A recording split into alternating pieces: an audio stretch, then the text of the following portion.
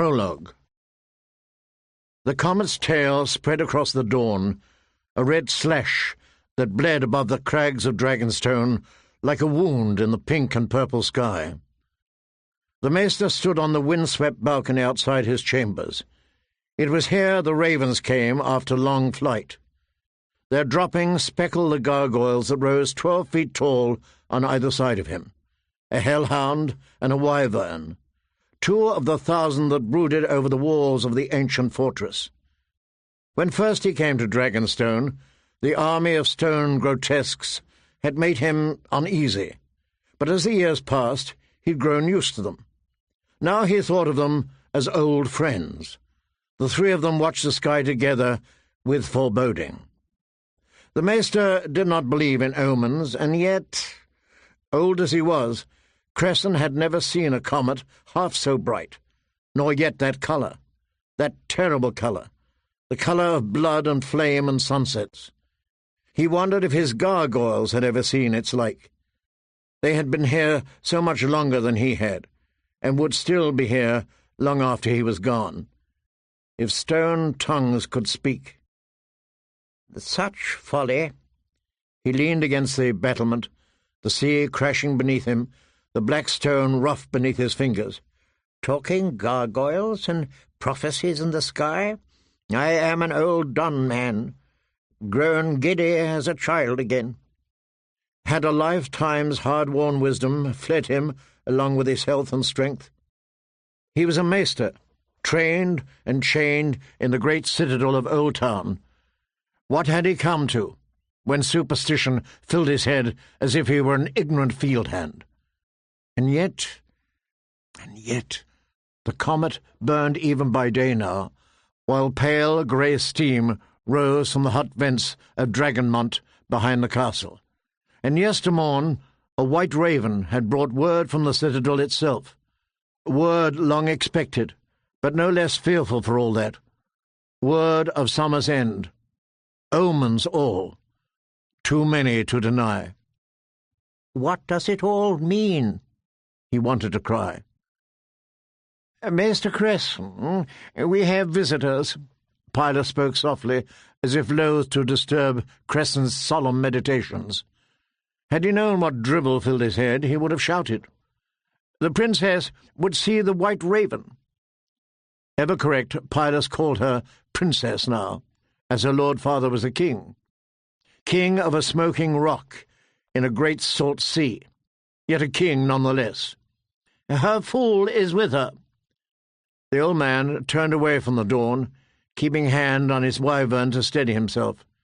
Help me to my chair, and show them in.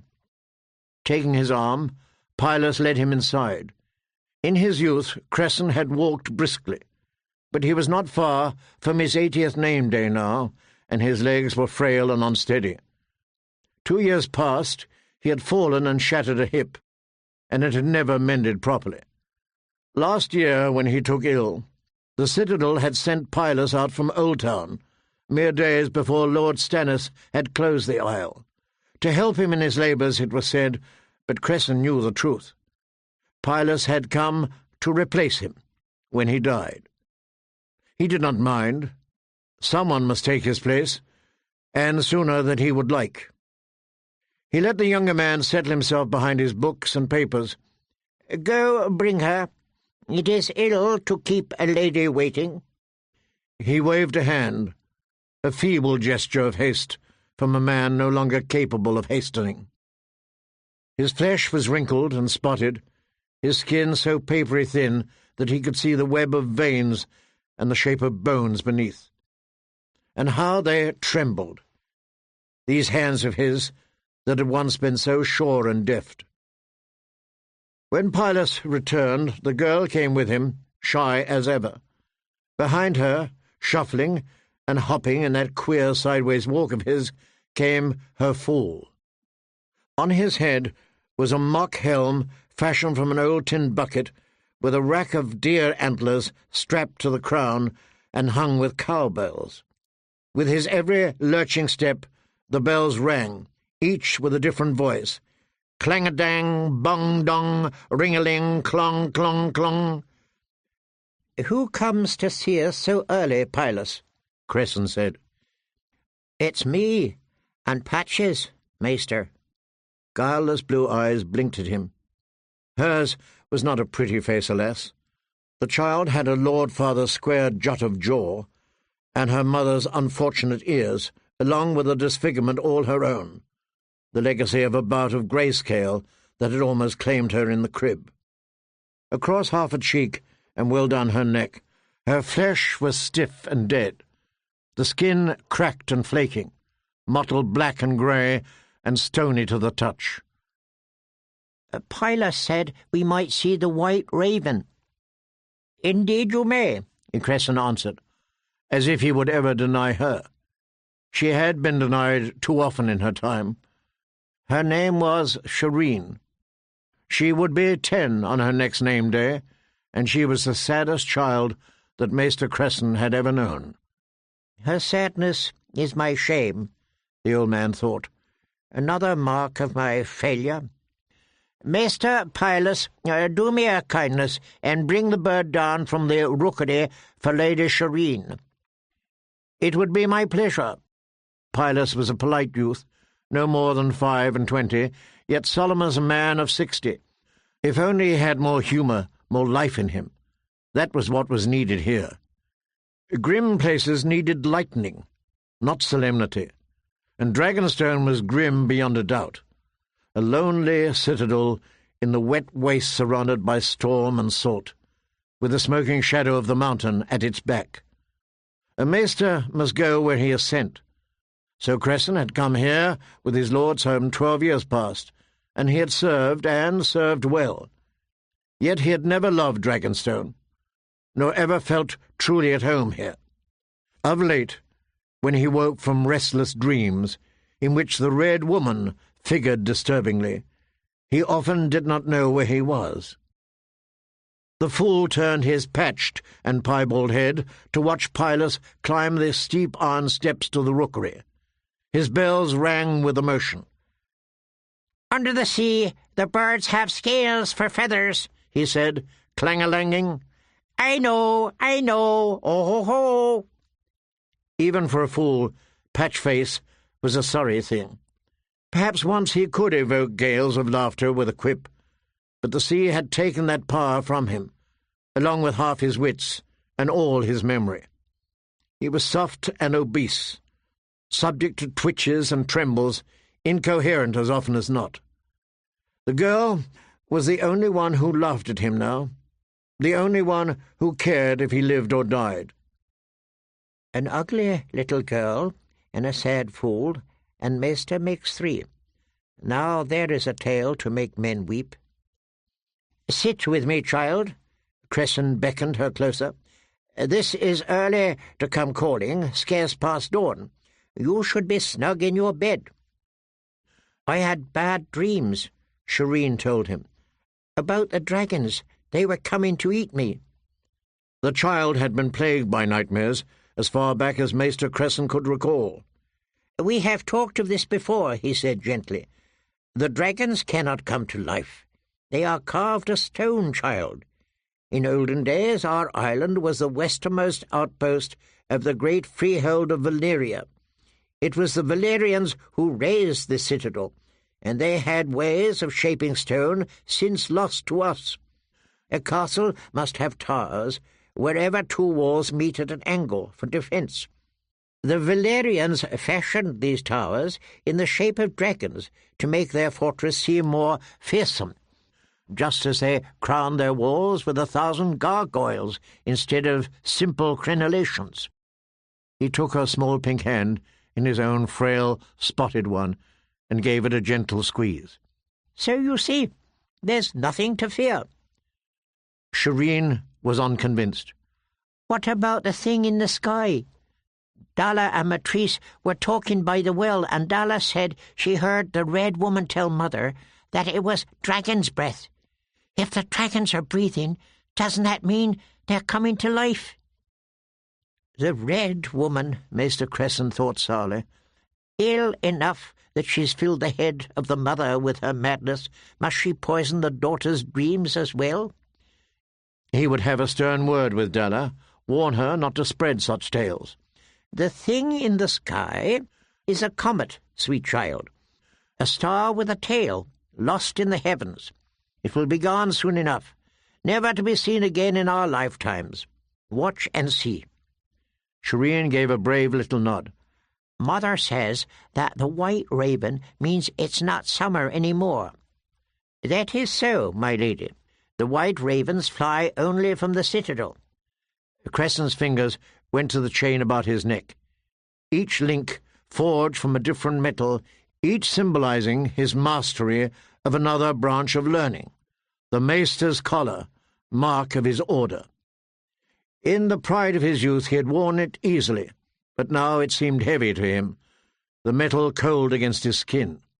"They are larger than other ravens, and more clever, bred to carry only the most important messages. This one came to tell us that the conclave has met, considered the reports and measurements made by maesters all over the realm, and declared this great summer done at last. 10 years, 2 turns, and 16 days it lasted, the longest summer in living memory." "Will it get cold now?" Shireen was a summer child, and had never known true cold. "In time," Cressen replied. "If the gods are good, they will grant us a warm autumn and bountiful harvests, so that we might prepare for the winter to come." The small folk said that a long summer meant an even longer winter, but the maester saw no reason to frighten the child with such tales. Patchface rang his bells. "It is always summer under the sea," he intoned. "The merwives wear anemones in their hair and weave gowns of silver seaweed. I know, oh." Shireen giggled. "I should like a gown of silver seaweed." "Under the sea it snows up," said the fool, "and the rain is dry as bone. I know, oh." "Will it truly snow?" the child asked. "It will," Cressen said, "but not for years yet, I pray, and then not for long. Ah, here is Pilus with the bird." Shireen gave a cry of delight. Even Cressen had to admit the bird made an impressive sight, white as snow and larger than any hawk, with the bright black eyes that meant it was no mere albino, but a true-bred white raven of the citadel. "Here," he called.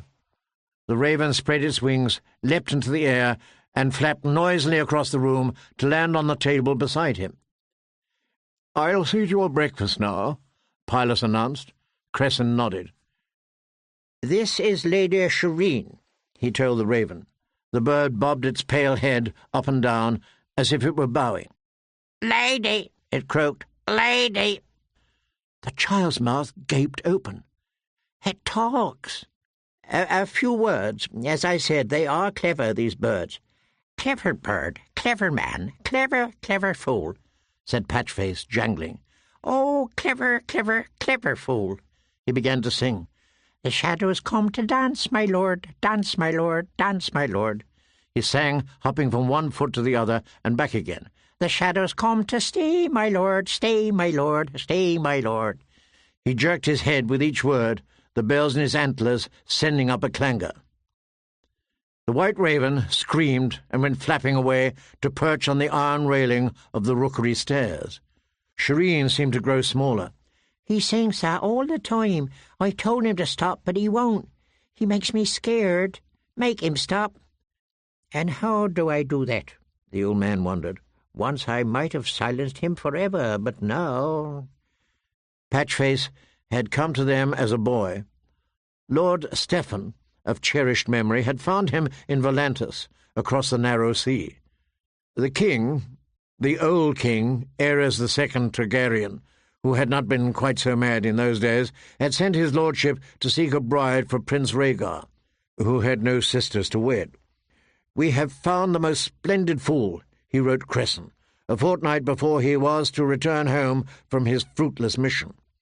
Only a boy, yet nimble as a monkey and witty as a dozen courtiers. He juggles and riddles and does magic, and he can sing prettily in 4 tongues. We have bought his freedom, and hope to bring him home with us. Robert will be delighted with him, and perhaps in time he will even teach Stannis how to laugh." It saddened Cresson to remember that letter. No one had ever taught Stannis how to laugh, least of all the boy Patchface. The storm came up suddenly, howling, and Shipbreaker Bay proved the truth of its name. The Lord's 2-masted galley, Windproud, broke up within sight of his castle. From its parapets his 2 eldest sons had watched as their father's ship was smashed against the rocks and swallowed by the waters. 100 oarsmen and sailors went down with Lord Stephen Baratheon and his lady wife, and for days thereafter every tide left a fresh crop of swollen corpses on the strand below Storm's End.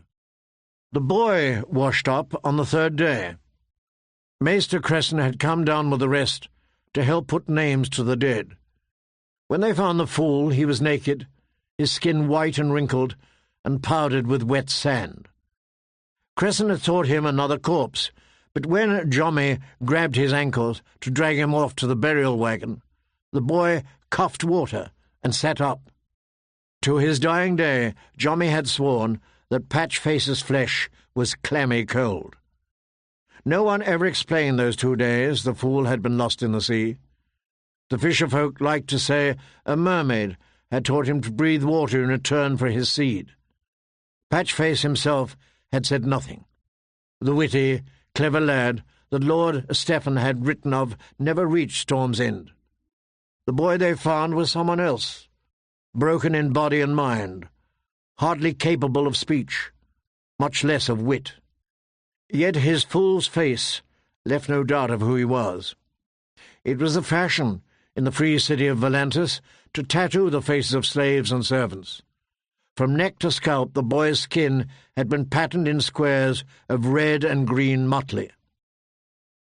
"The wretch is mad and in pain and no use to anyone, least of all himself," declared old Sir Harbert, the castellan of Storm's End in those years.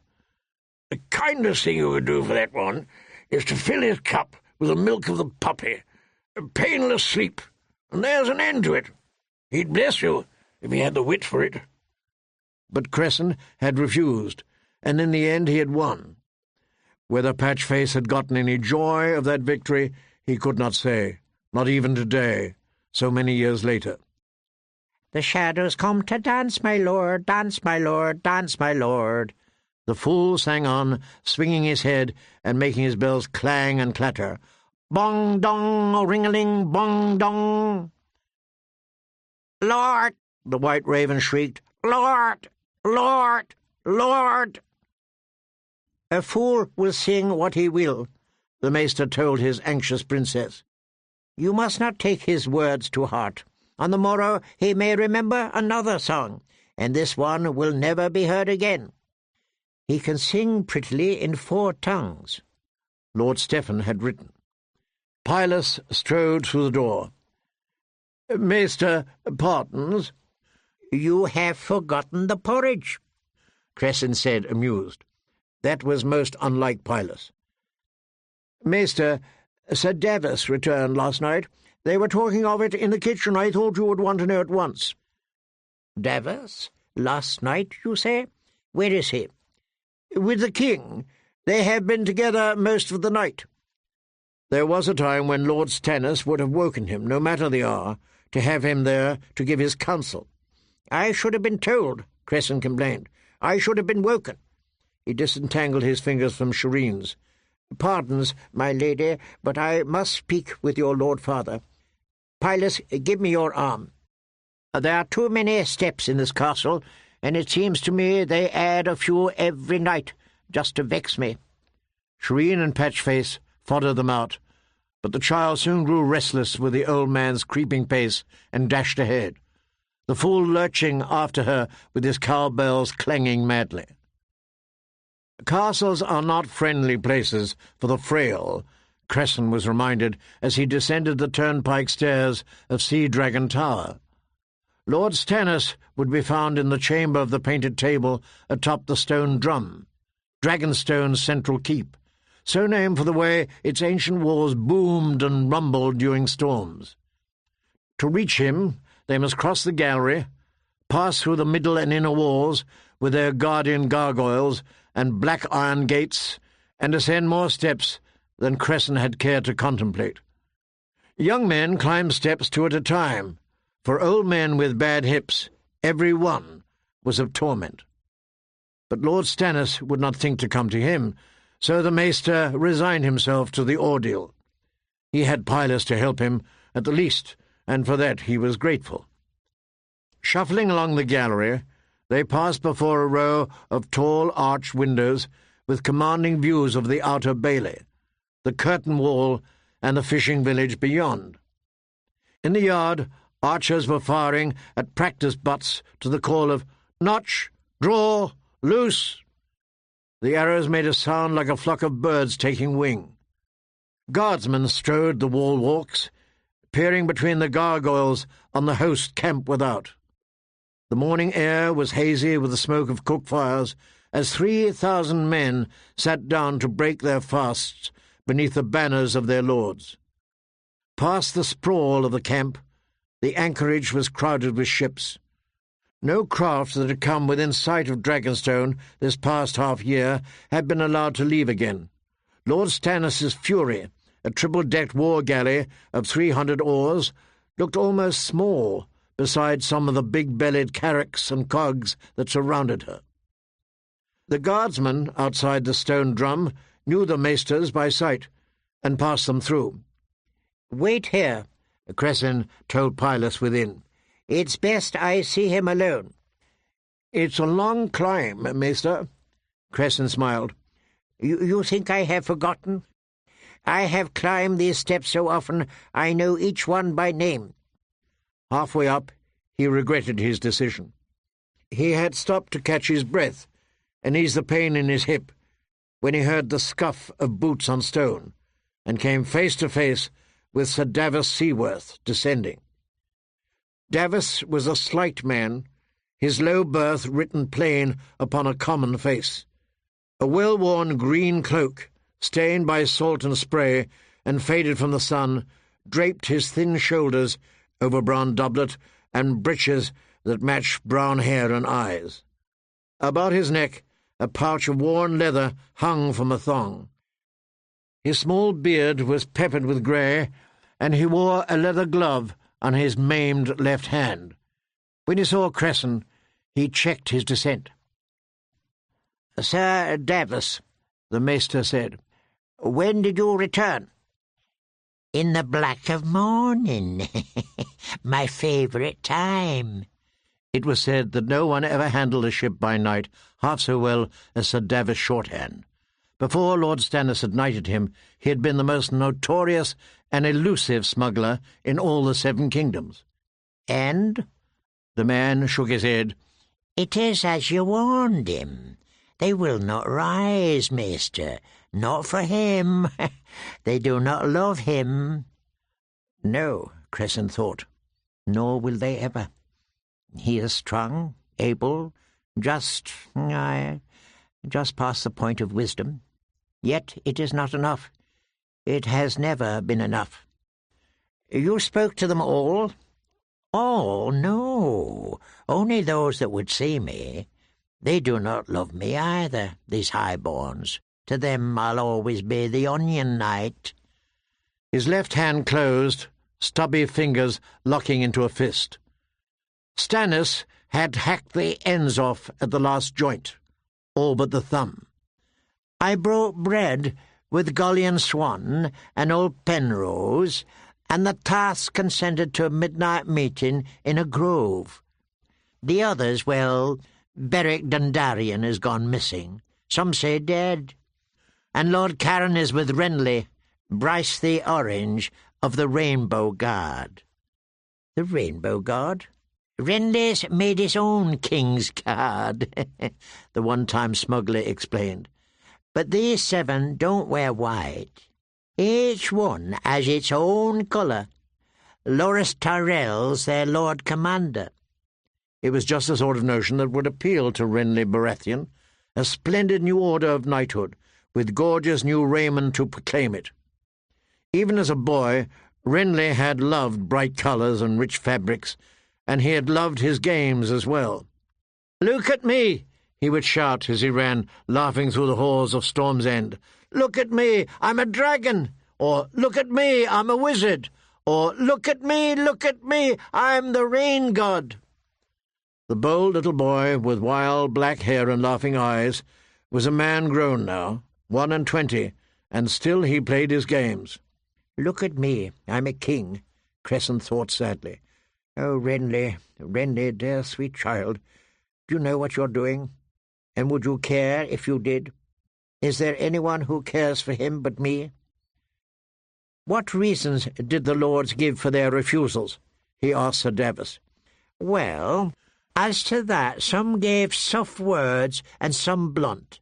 Some made excuses, some promises, some only lied." He shrugged.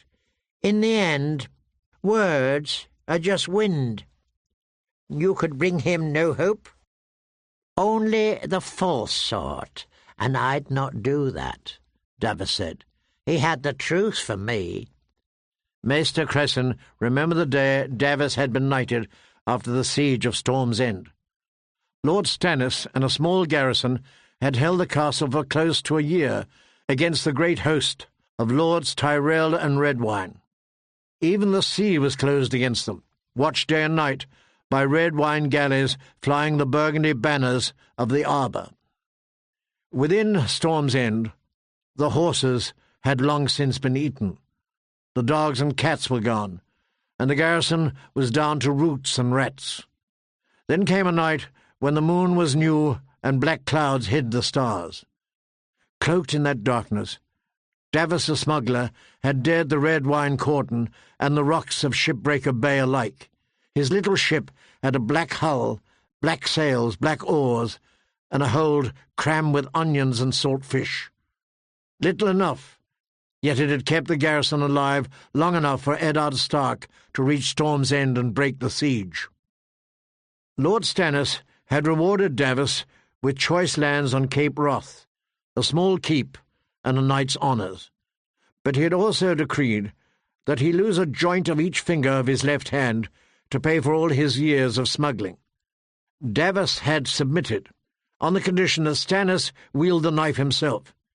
He would accept no punishment from lesser hands. The lord had used a butcher's cleaver, the better to cut clean and true. Afterward, Davos had chosen the name Seaworth for his new-made house, and he took for his banner a black ship on a pale grey field with an onion on its sails. The one-time smuggler was fond of saying that Lord Stannis had done him a boon by giving him 4 less fingernails to clean and trim. No, Cresson thought, a man like that would give no false hope, nor soften a hard truth. "Sir Davos, truth can be a bitter draught, even for a man like Lord Stannis. He thinks only of returning to King's Landing in the fullness of his power, to tear down his enemies and claim what is rightfully his. Yet now, if he takes the meagre host to King's Landing, it will only be to die. He does not have the numbers. I told him as much, but you know his pride." Davos held up his gloved hand. "My fingers will grow back before that man bends to sense." The old man sighed. "You have done all you could. Now I must add my voice to yours." Wearily he resumed his climb. Lord Stannis Baratheon's refuge was a great round room with walls of bare black stone, and 4 tall, narrow windows that looked out to the 4 points of the compass. In the centre of the chamber was the great table from which it took its name, a massive slab of carved wood, fashioned at the command of Aegon Targaryen in the days before the conquest. The painted table was more than 50 feet long, perhaps half that wide at its widest point, but less than 4 feet across at its narrowest.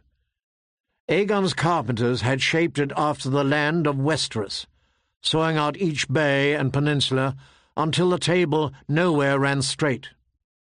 On its surface, darkened by near 300 years of varnish, were painted the 7 kingdoms, as they had been in Aegon's day, rivers and mountains, castles and cities, lakes and forests. There was a single chair in the room, carefully positioned in the precise place that Dragonstone occupied off the coast of Westeros, and raised up to give a good view of the tabletop. Seated in the chair was a man in a tight-laced leather jerkin and breeches of rough-spun brown wool. When Maester Cresson entered, he glanced up. "I knew you would come, old man, whether I summoned you or no." There was no hint of warmth in his voice. There seldom was. Stannis Baratheon, Lord of Dragonstone, and by the grace of the gods rightful heir to the Iron Throne of the 7 kingdoms of Westeros, was broad of shoulder and sinewy of limb, with a tightness to his face and flesh that spoke of leather, cured in the sun until it was as tough as steel. Hard was the word men used when they spoke of Stannis, and hard he was. Though he was not yet 35, only a fringe of thin black hair remained on his head, circling behind his ears like the shadow of a crown. His brother, the late King Robert, had grown a beard in his final years. Maester Cresson had never seen it, but they said it was a wild thing, thick and fierce. As if in answer, Stannis kept his own whiskers cropped tight and short. They lay like a blue-black shadow across his square jaw and the bony hollows of his cheeks. His eyes were open wounds beneath his heavy brows, a blue as dark as the sea by night. His mouth would have given despair to even the drollest of fools. It was a mouth made for frowns and scowls and sharply worded commands, all thin pale lips and clenched muscles, a mouth that had forgotten how to smile, and had never known how to laugh. Sometimes, when the world grew very still and silent of a night, Maester Cresson fancied he could hear Lord Stannis grinding his teeth half a castle away. "Once you would have woken me," the old man said. "Once you were young. Now you're old and sick and need your sleep." Stannis had never learned to soften his speech, to dissemble or flatter. He said what he thought, and those who did not like it could be damned. "I knew you'd learn what Davos had to say soon enough. You always do, don't you?" "I would be of no help to you if I did not," Cresson said. "I met Davos on the stairs." "And he told you all, I suppose? I should have had that man's tongue shortened along with his fingers." "He would have made you a poor envoy then." "He made me a poor envoy in any case. The Stormlords will not rise for me. It seems they do not like me, and the justice of my cause means nothing to them. The cravenly ones will sit behind their walls, waiting to see how the wind rises, and who is likely to triumph. The bold ones will have already declared for Renly." "For Renly!" He spat out the name like poison on his tongue. "Your brother has been the Lord of Storm's End these past 13 years. These lords are his sworn bannermen." "His," Stannis broke in, "when by rights they should be mine. I never asked for Dragonstone. I never wanted it. I took it because Robert's enemies were here, and he commanded me to root them out.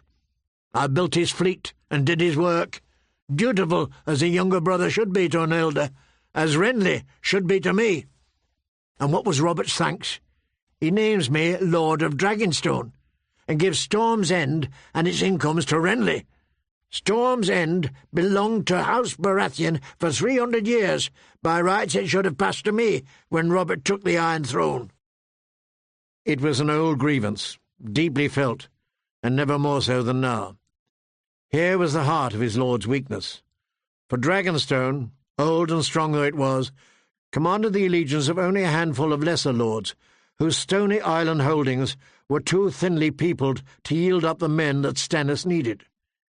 Even with the sellswords he had brought across the narrow sea from the free cities of Myr and Lys, The host camped outside his walls was far too small to bring down the power of House Lannister. "Robert did you an injustice," Maester Cresson replied carefully. "Yet he had sound reasons. Dragonstone had long been the seat of House Targaryen. He needed a man's strength to rule here, and Renly was but a child." "He's a child still," Stannis declared, his anger ringing loud in the empty hall. "A thieving child, who thinks to snatch the crown off my brow. What has Renly ever done to earn a throne? He sits in council and jests with Littlefinger, and at tourneys he dons his splendid suit of armour and allows himself to be knocked off his horse by a better man. That is the sum of my brother Renly, who thinks he ought to be a king. I ask you, why did the gods inflict me with brothers?" "I cannot answer for the gods." "You seldom answer at all these days, it seems to me. Who maesters for Renly? Perchance I should send for him. I might like his counsel better. What do you think this maester said when my brother decided to steal my crown?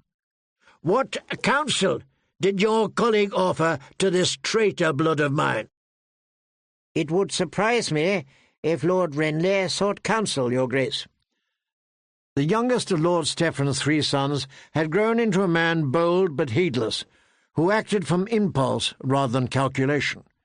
In that, as in so much else, Renly was like his brother Robert, and utterly unlike Stannis. "Your grace," Stannis repeated bitterly, "you mock me with a king's style. Yet what am I king of? Dragonstone and a few rocks in the narrow sea, there is my kingdom." He descended the steps of his chair to stand before the table, his shadow falling across the mouth of the Blackwater Rush and the painted forest where King's Landing now stood. There he stood, brooding over the realm he sought to claim, so near at hand, and yet so far away. "Tonight I am to sup with my lord's bannermen, such as they are, Celtigar, Valerian, Bar-Eamon, the whole paltry lot of them. A poor crop, if truth be told, but they are what my brothers have left me. That Lycian pirate, Salador San, will be there, with the latest tally of what I owe him, and Morash, the merman, will caution me with talk of tides and autumn gales, while Lord Sunglass mutters piously of the will of the Seven. Celtigar will want to know which storm lords are joining us. Valerian will threaten to take his levies home unless we strike at once. What am I to tell them? What must I do now?" "Your true enemies are the Lannisters, my lord," Maester Cresson answered. "If you and your brother were to make common cause against them—" "I will not treat with Renly," Stannis answered in a tone that brooked no argument. "Not while he calls himself a king." "Not Renly, then," the Maester yielded. His lord was stubborn and proud. When he had set his mind, there was no changing it. "Others might serve your needs as well. Eddard Stark's son has been proclaimed king in the north, with all the powers of Winterfell and River Run behind him." "A green boy," said Stannis, "and another false king. Am I to accept a broken realm?" "Surely half a kingdom is better than none," Cresson said. "And if you help the boy avenge his father's murder—" "Why should I avenge Eddard Stark? The man was nothing to me. Oh, Robert loved him, to be sure, loved him as a brother. Often did I hear that. I was his brother, not Ned Stark, but you would never have known it by the way he treated me. I held Storm's End for him, watching good men starve, while Mace Tyrell and Paxter Redwine feasted within sight of my walls. Did Robert thank me? No, he thanked Stark for lifting the siege when we were down to rats and radishes. I built a fleet at Robert's command, took Dragonstone in his name. Did he take my hand and say, 'Well done, brother, whatever should I do without you?' No, he blamed me for letting Willem Darry steal away Viserys and the babe. As if I could have stopped it. I sat in his council for 15 years, helping John Arryn rule his realm while Robert drank and awed, and when John died, Did my brother name me his hand? No, he went galloping off to his dear friend Ned Stark, and offered him the honour. And small good it did either of them. Be that as it may, my lord, Maester Crescent said gently, great wrongs have been done you, but the past is dust. The future may yet be won if you join with the Starks. There are others who might sound out as well. What of Lady Arryn? If the Queen murdered her husband, surely she will want justice for him. She has a young son, John Arryn's heir. If you were to betroth Shireen to him— The boy is weak and sickly, Lord Stannis objected. Even his father saw how it was when he asked me to foster him on Dragonstone. Service as a page might have done him good, but that damnable Lannister woman had Lord Arryn poisoned before it could be done, and now Lysa hides him in the Eyrie. She'll never part with the boy, I promise you that. Then you must send Shireen to the Eyrie, the Maester urged. Dragonstone is a grim home for a child. Let her fool go with her, so she will have a familiar face about her. Familiar and hideous. Stannis furrowed his brow in thought. Still, perhaps it is worth the trying. Must the rightful lord of the Seven Kingdoms beg for help from widow women and usurpers? A woman's voice asked sharply. Maester Crescent turned and bowed his head. My lady, he said, chagrined that he had not heard her enter. Lord Stannis scowled. I do not beg of anyone. Mind you remember that woman. I am pleased to hear it, my lord. Lady Selyse was as tall as her husband, thin of body and thin of face, with prominent ears, a sharp nose, and the faintest hint of a moustache on her upper lip. She plucked it daily and cursed it regularly, yet it never failed to return. Her eyes were pale, her mouth stern, her voice a whip. She cracked it now. Lady Arryn owes you her allegiance, as do the Starks and your brother Renly, and all the rest. You are the one true king. It would not be fitting to plead and bargain with them for what is rightfully yours by the grace of God. God, she said, not gods. The Red Woman had won her heart and soul, turning her from the gods of the Seven Kingdoms, both old and new, to worship the one they called the Lord of Light. Your God can keep his grace, said Lord Stannis, who did not share his wife's fervent new faith. It's swords I need, not blessings. Do you have an army hidden somewhere that you've not told me of? There was no affection in his tone. Stannis had always been uncomfortable around women, even his own wife. When he had gone to King's Landing to sit on Robert's council, he had left Selyse on Dragonstone with their daughter. His letters had been few, his visits fewer. He did his duty in the marriage bed once or twice a year, but took no joy in it, and the sons he had once hoped for had never come. My brothers and uncles and cousins have armies, she told him. House Florent will rally to your banner. House Florent can field 2,000 swords at best. It was said that Stannis knew the strength of every house in the Seven Kingdoms. And you have a great deal more faith in your brothers and uncles than I do, my lady. The Florent lands lie too close to Highgarden for your lord uncle to risk Mace Tyrell's wrath. There is another way.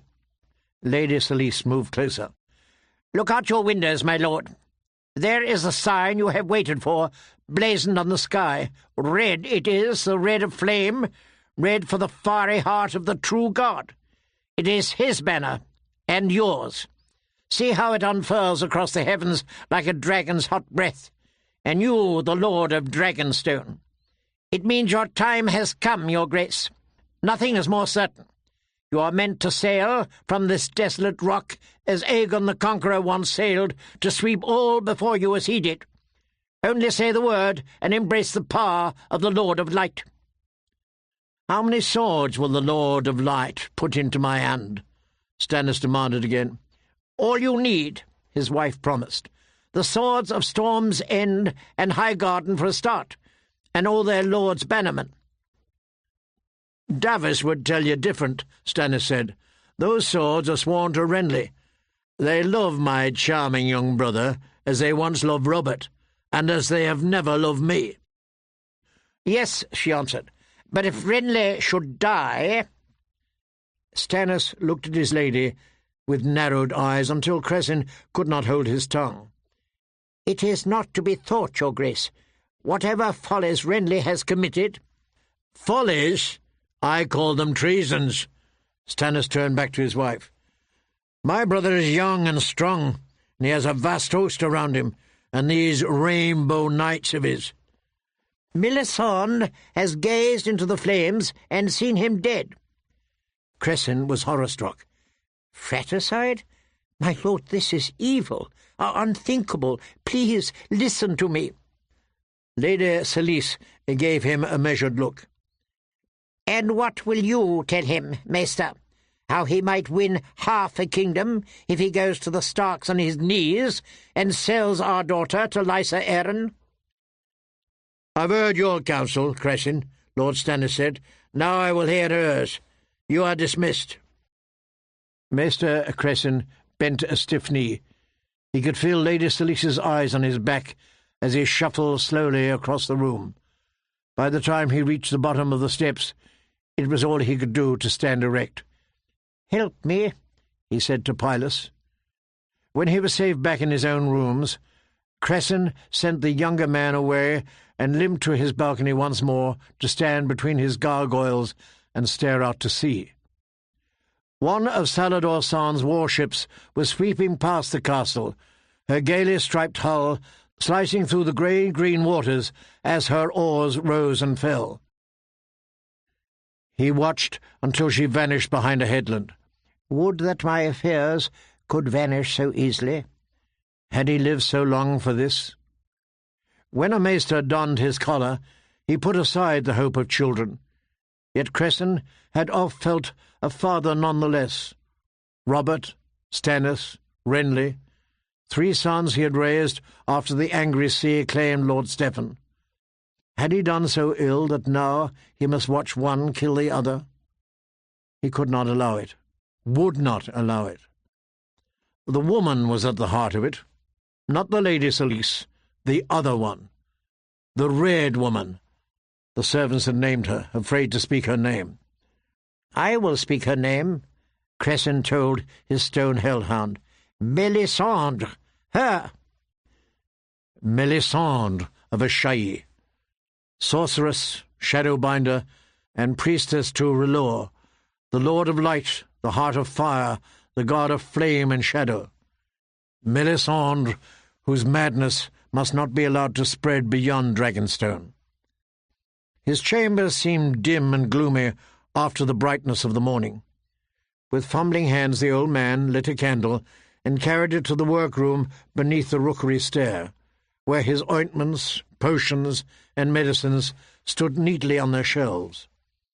On the bottom shelf, behind a row of salves in squat clay jars, he found a vial of indigo glass, no larger than his little finger. It rattled when he shook it.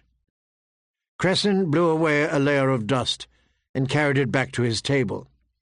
Collapsing into his chair, he pulled the stopper and spilled out the vial's contents. A dozen crystals, no larger than seeds, rattled across the parchment he'd been reading.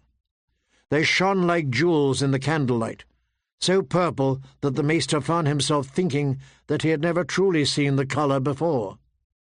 The chain around his throat felt very heavy.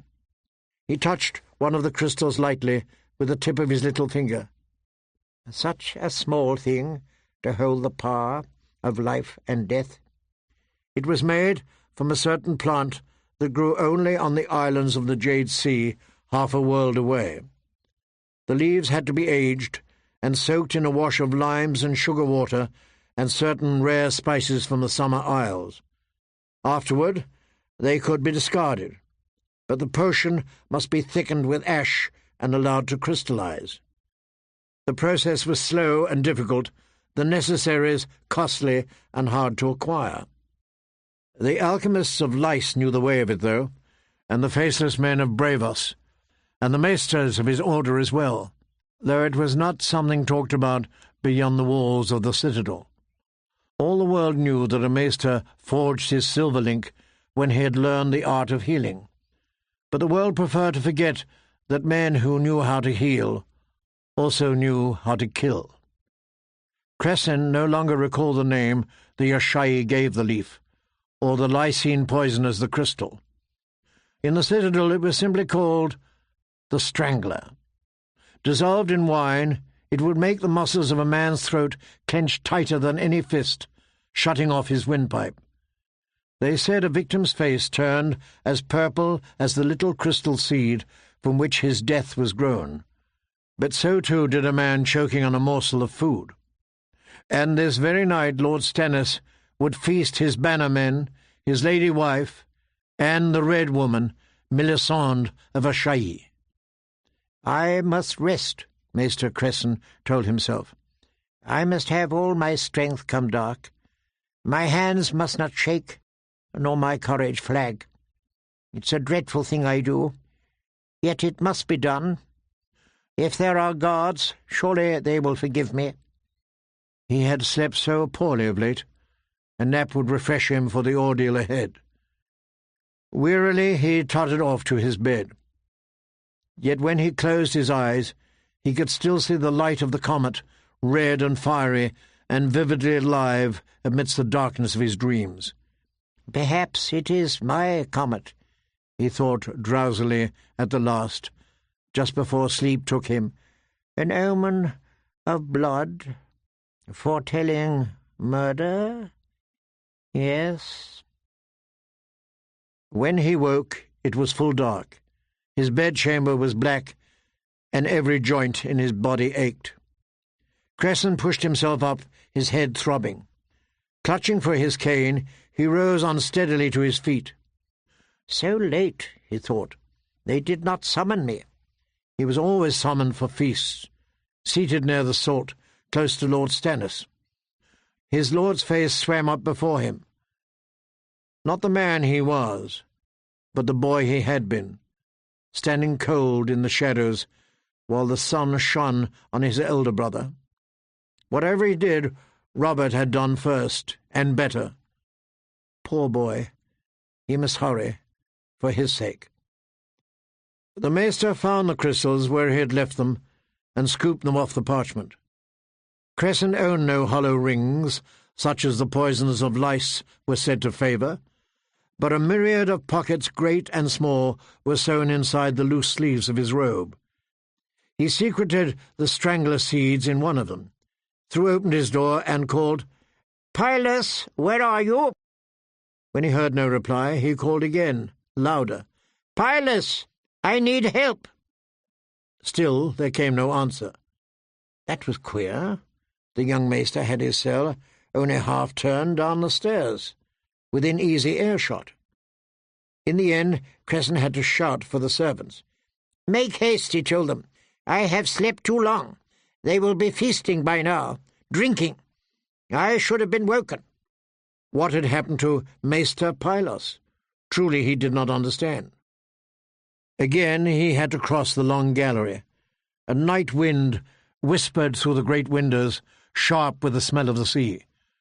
Torches flickered along the walls of Dragonstone, and in the camp beyond he could see hundreds of cook fires burning, as if a field of stars had fallen to the earth. Above the comet blazed red and malevolent. "I am too old and wise to fear such things," the maester told himself. The doors to the great hall were set in the mouth of a stone dragon. He told the servants to leave him outside. It would be better to enter alone. He must not appear feeble. Leaning heavily on his cane, Cresson climbed the last few steps and hobbled beneath the gateway teeth. A pair of guardsmen opened the heavy red doors before him, unleashing a sudden blast of noise and light. Cresson stepped down into the dragon's maw. Over the clatter of knife and plate and the low murmur of table talk, he heard Patchface singing, "Dance, my lord, dance, my lord," to the accompaniment of jangling cowbells, the same dreadful song he'd sung that morning. "The shadows come to stay, my lord, stay, my lord, stay, my lord." The lower tables were crowded with knights, archers, and sellsword captains, tearing apart loaves of black bread to soak in their fish stew. Here there was no loud laughter, no raucous shouting such as marred the dignity of other men's feasts. Lord Stannis did not permit such. Cresson made his way toward the raised platform where the Lord sat with the king.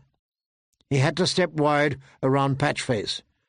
Dancing, his bells ringing, the fool neither saw nor heard his approach. As he hopped from one leg to the other, Patchface lurched into Cresson, knocking his cane out from under him. They went crashing down together amidst the rushes in a tangle of arms and legs, while a sudden gale of laughter went up around them. No doubt it was a comical sight.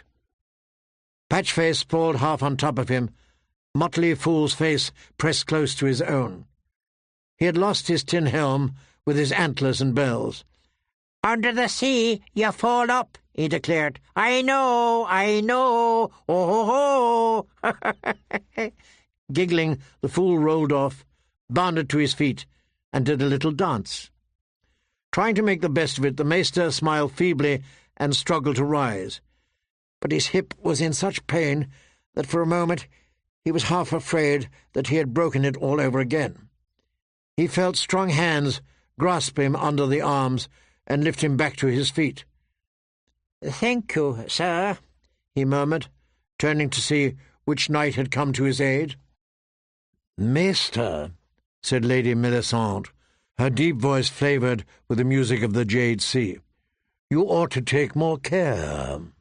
As ever she wore red, head to heel, a long loose gown of flowing silk as bright as fire, with dagged sleeves and deep slashes in the bodice that showed glimpses of a darker, blood-red fabric beneath. Around her throat was a red gold choker tighter than any maester's chain, ornamented with a single great ruby. Her hair was not the orange or strawberry colour of common red-haired men, but a deep burnished copper that shone in the light of the torches.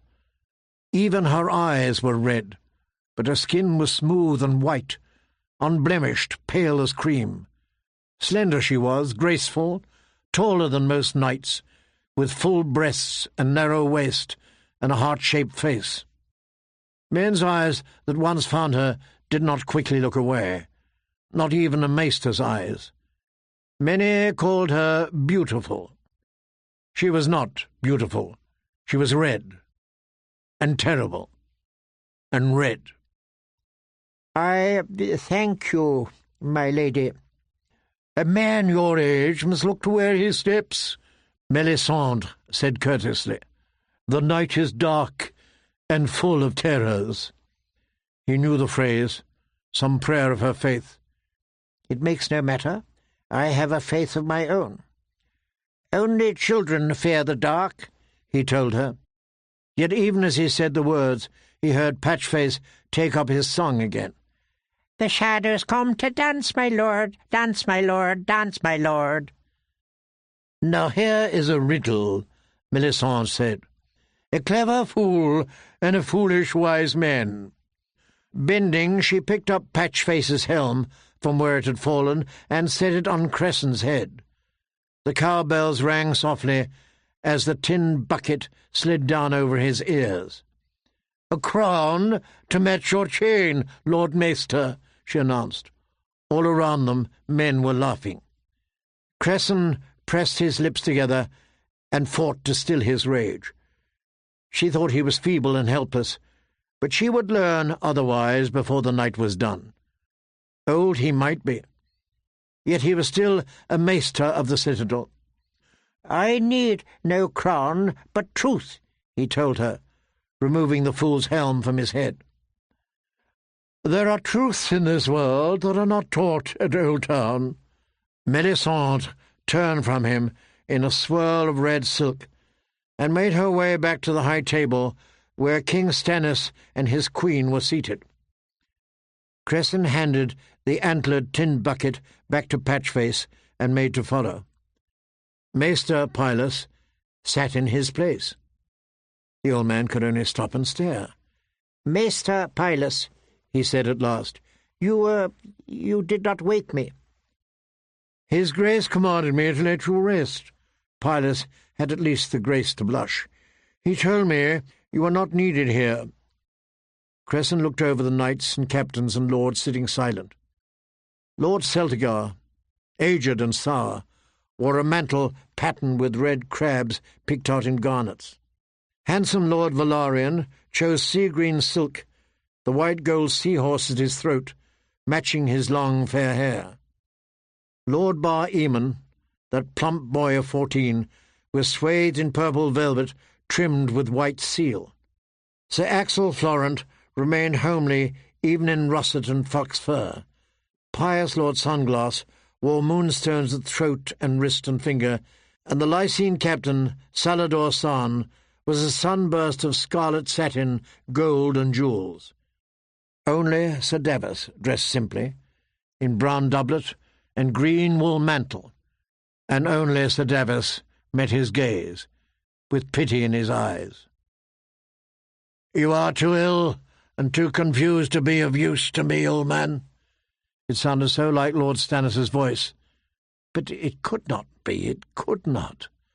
"Pilus will counsel me henceforth. Already he works with the ravens, since you can no longer climb to the rookery. I will not have you kill yourself in my service." Maester Cresson blinked. "Stannis, my lord, my sad, sullen boy, son I never had, you must not do this. Don't you know how I have cared for you, lived for you, loved you despite all?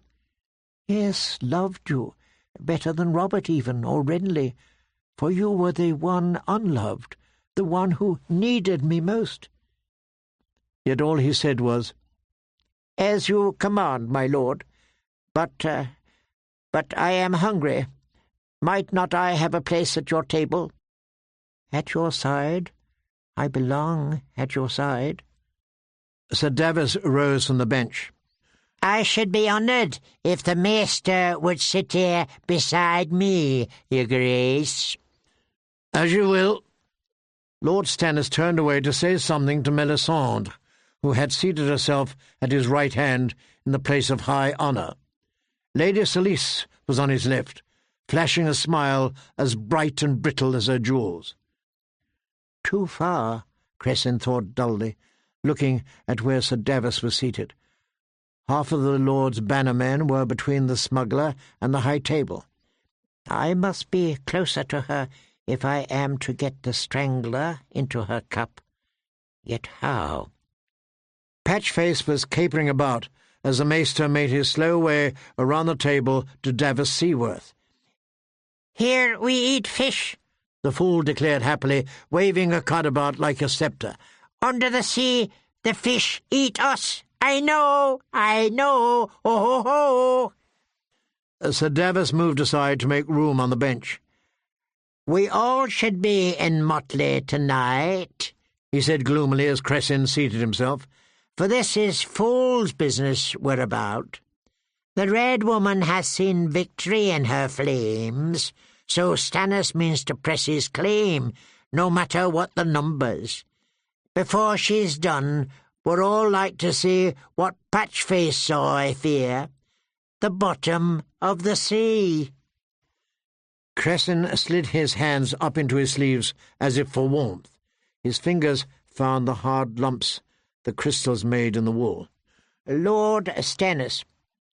Stannis turned from the Red Woman, but it was Lady Selyse who replied. "King Stannis. You forget yourself, maester." "He is old. His mind wanders," the king told her gruffly. "What is it, Cresson? Speak your mind."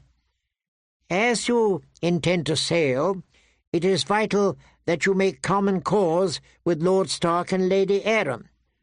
"I make common cause with no one," Stannis Baratheon said. "No more than light makes common cause with darkness." Lady Selyse took his hand. Stannis nodded.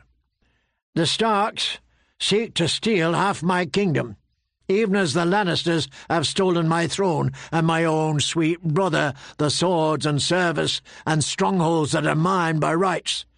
They're all usurpers, and they're all my enemies." "I have lost him," Cresson thought, despairing. If only he could somehow approach Melisande unseen. He needed but an instant's access to her cup. "You are the rightful heir to your brother Robert, the true lord of the 7 kingdoms, and king of the Andals, the Rhoynar, and the First Men," he said desperately. "But even so, you cannot hope to triumph without allies." "He has an ally," Lady Selise said. "R'hllor, the Lord of Light, the Heart of Fire, the God of Flame and Shadow."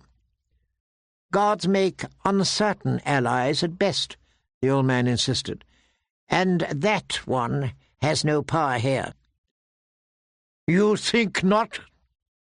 The ruby at Melisandre's throat caught the light as she turned her head, and for an instant it seemed to glow bright as the comet. "If you'll speak such folly, mister, you ought to wear your crown again." "Yes," Lady Selise agreed. "Patch's helm. It suits you well, old man. Put it on again, I command you." "Under the sea no one wears hats," Patchface said. I know, oh, ho, ho." Lord Stannis's eyes were shadowed beneath his heavy brow, his mouth tight as his jaw worked silently. He always ground his teeth when he was angry. "Fool," he growled at last. "My lady wife commands. Give Cresson your helm." "No," the old maester thought. "This is not you. Not your way. You are always just, always hard, yet never cruel, never. You did not understand mockery, no more than you understood laughter." Patchface danced closer, his cowbells ringing. Clang-a-dang, ding-ding, cling-clang, cling-clang. The maester sat silent, while the fool set the antlered bucket on his brow. Cresson bowed his head beneath the weight. His bells clanged. "Perhaps he ought to sing his counsel henceforth," Lady Selise said. "You go too far, woman," Lord Stannis said.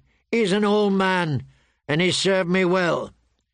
"And I will serve you to the last, my sweet lord, my poor, lonely son," Cresson thought, for suddenly he saw the way. Sir Davos' cup was before him, still half full of sour red. He found a hard flake of crystal in his sleeve, held it tight between thumb and forefinger as he reached for the cup. "Smooth motions, deft. I must not fumble now," he prayed, and the gods were kind. In the blink of an eye, his fingers were empty. His hands had not been so steady for years, nor half so fluid. Davos saw, but no one else, he was certain. Cup in hand, he rose to his feet. "Mayhaps I have been a fool, Lady Melisande. Will you share a cup of wine with me? A cup in honour of your God, your Lord of Light? A cup to toast his power?" The Red Woman studied him. "If you wish." He could feel them all watching him. Davos clutched at him as he left the bench, catching his sleeve with the fingers that Lord Stannis had shortened. "What are you doing?" he whispered. "A thing that must be done," Maester Cresson answered, "for the sake of the realm and the soul of my lord." He shook off Davos's hand, spilling a drop of wine on the rushes. She met him beneath the high table, with every man's eyes upon them. But Cresson saw only her. Red silk, red eyes, the ruby red at her throat, red lips curled in a faint smile as she put a hand atop his own around the cup. Her skin felt hot, feverish. "It is not too late to spill the wine, maester." "No," he whispered hoarsely. "No." "As you will." Melisande of Ashayi took the cup from his hands and drank long and deep. There was only half a swallow of wine remaining when she offered it back to him. And now you." His hands were shaking, but he made himself bestrung. A maester of the citadel must not be afraid. The wine was sour on his tongue. He let the empty cup drop from his fingers to shatter on the floor. "He does have power here, my lord," the woman said, "and fire cleanses." At her throat, the ruby shimmered redly. Cresson tried to reply, but his words caught in his throat. His cough became a terrible, thin whistle as he strained to suck in air. Iron fingers tightened around his neck. As he sank to his knees, still he shook his head, denying her power, denying her magic, denying her God. And the cowbells pealed in his antlers, singing, "Fool! Fool! Fool!" while the Red Woman looked down on him in pity, the candle flames dancing in her red, red eyes.